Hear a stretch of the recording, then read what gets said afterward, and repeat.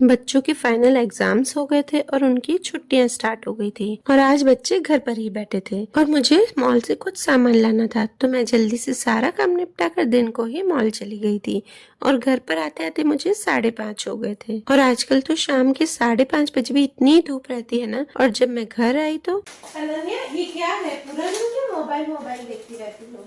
Mummy, मुझे बहुत भूख लग रही है, इसलिए मैं मोबाइल देख रही हूँ। तो क्या मोबाइल से भूख मिटती है? हाँ, बिल्कुल मिटती है। आजकल के जमाने में मोबाइल से सब कुछ पॉसिबल हो गया है। मजाक मत करो और जल्दी बोलो, क्यों दो मोबाइल दो मुझे। मम्मी, मुझे बहुत भूख लग रही है, इसलिए मैं पास्ता ऑर्डर कर रही हूँ। पास्ता तुम्हें मॉल से भी ले आई हूँ, मैं तुम्हें पास्ता बना के देती हूँ।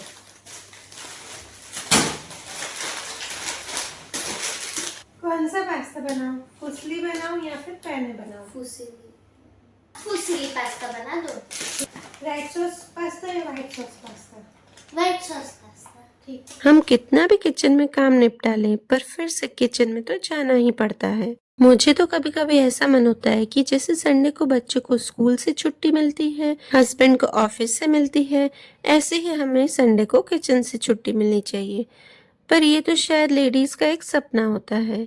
क्या आपका मन भी कभी ऐसा होता है? चलिए छोड़ो, ये तो शायद एक सपना है जो कि हमारा कभी भी पूरा नहीं हो सकता। तो यहाँ पे मैं फ्यूसिली पास्ता बना रही हूँ। आप पैने भी बना सकते हैं, फ्यूसिली भी बना सकते हैं।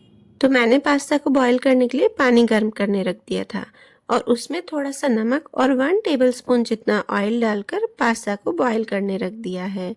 ऑयल डालने से क्या होता है ना कि अगर हम पास्ता को बॉईल करके ज़्यादा देर तक रख देते हैं तो भी वो स्टिकी नहीं बनेंगे। और आपको मैं आगे एक और ट्रिक बताऊंगी जिससे कि आपके पास्ता कभी भी स्टिकी नहीं बनेंगे। और मैंने कैप्सिकम, बेल पेपर और कैरेट को अच्छे से धो लिया है और उन्हें बारीक बारीक चॉप कर लेना है।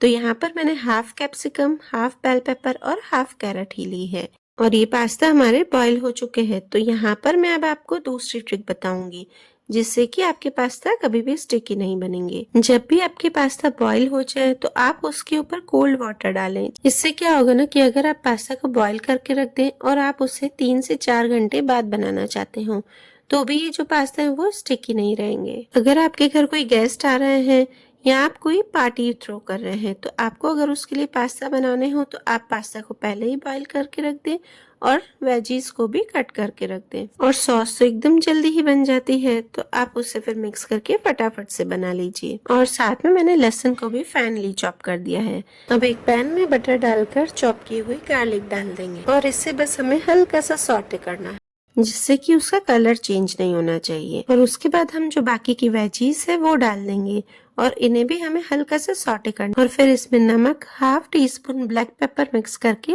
बॉल में निकाल लेंगे क्योंकि इसी पैन में हम व्हाइट सॉस बनाएंगे। चलिए, तो अब फिर से हमें पैन में बटर डालना है और बटर डालकर हमें डालना है 1.5 टेबल स्पून मैदा। और मैदे को भी हम लो फ्लेम पर हाफ मिनट तक रोस्ट करेंगे ताकि मैदे का जो कच्चापन है वो निकल जाए।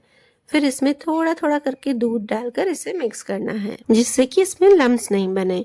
अगर हम इसमें एक साथ दूध डालेंगे तो बहुत सारे लम्स बन जाएंगे और फिर उन्हें ब्रेक डाउन करने में टाइम लग जाता है। यहाँ पे मैंने थोड़ा थोड़ा करके 1.5 ग्लास दूध डाला है और फिर सॉटे की हुई वेजीज डालकर चीज क्यूब कट करके डालें या फिर आप चीज क्यूब को ग्रेट करके भी डाल सकते हैं।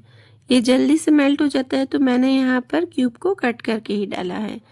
अब इसे मिक्स करके 1 टीस्पून चिली फ्लेक्स और 1 टीस्पून ऑरिगेनो और नमक डालकर इसे अच्छे से मिक्स कर लेना है और फिर इसमें पास्ता डालकर इसे एक और बार अच्छे से मिक्स कर लेंगे। अगर आपको लगे कि ये सॉस थिक हो गई है तो आप इसमें बाद में भी दूध डाल सकते हैं और दूध डालकर उसे 1-2 उबाल आने दें। मैं इसे वीडियो के लिए बना रही हूँ इसलिए मैंने यहाँ पर मैदा डाला है।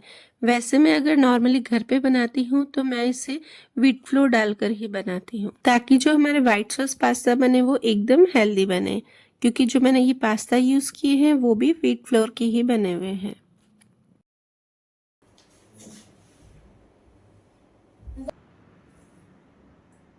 मेरी तरफ देखना। वाह मम्मी, तो बहुत टेस्टी लग रहा है। Like, share and subscribe.